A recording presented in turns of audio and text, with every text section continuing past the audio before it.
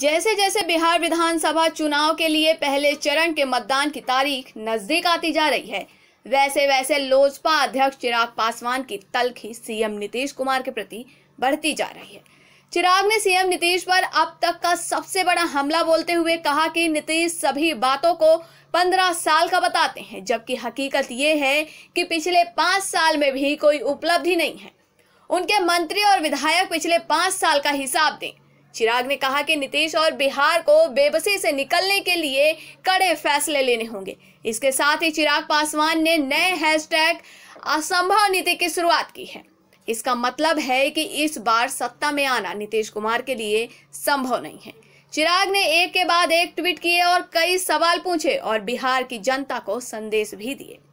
लोजपा अध्यक्ष ने दावा किया कि पिछले 5 साल में बिहार में अफसरों का राज रहा है, 7 निश्चय में कोई भी निश्चय पूरा नहीं हुआ।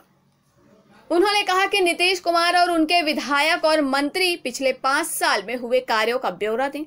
इसके बाद आगे लिखा कि आप सभी के स्नेह, आशीर्वाद और साथ से बिहार में जेडीयू से ज्यादा सीटें लोजपा जीतेगी और बिहार फर्स्ट के संकल्प के साथ नया बिहार और युवा बिहार बनाएगी। सवाल उठ रहा है कि आखिर जो चिराग चंद महीने पहले तक सीएम नीतीश के साथ थे और बीते लोकसभा चुनाव में खुद की जमुई लोकसभा सीट पर अपने लिए उनसे प्रचार करवाया था, अचानक वो कैसे बदल गए। राजनीतिक गलियारों में जो चर्चा है उसके अनुसार जदयू, भाजपा और लोजपा के नेता प्रशांत किशोर की भूमिका से कोई इनकार नहीं कर रहे हैं।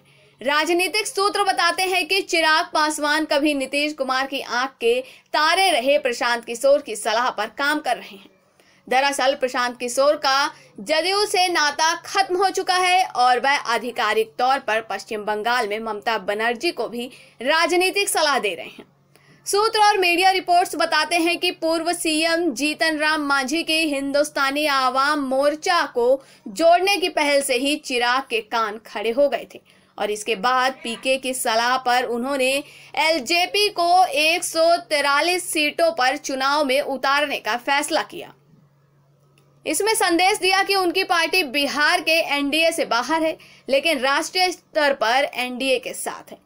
मीडिया रिपोर्ट्स के अनुसार चिराग की इस पहल के पीछे अंदर खाने में नीतीश के नेतृत्व वाली जदयू की जड़ कमजोर करना और लोजपा को मजबूत करना है। साथ ही अगर संभावना बने तो भाजपा के साथ लोजपा की सरकार बनवाना भी है। राजनीतिक जानकार बताते हैं कि जाहिर तौर पर यह भाजपा के लिए असमंजस की घड़ी है। बहरहाल चिराग अपने तल्ख तेवर के बीच नीतीश पर हमले जारी रखे हुए हैं और अब राजनीतिक गलियारों में खबरें हैं कि प्रशांत किशोर रालोसपा समेत अन्य छोटे दलों से बात कर महागठबंधन में अपना भविष्य तलाश कर रहे हैं। वहीं जेडीयू भी मानती है कि लोजपा के राष्ट्रीय जनतांत्रिक गठबंधन छोड़ने के पीछे प्रशांत वजह है। हालांकि लोजपा के प्रवक्ता अशरफ अंसारी ने इन दावों को बेकार का बताते हुए खारिज कर दिया है।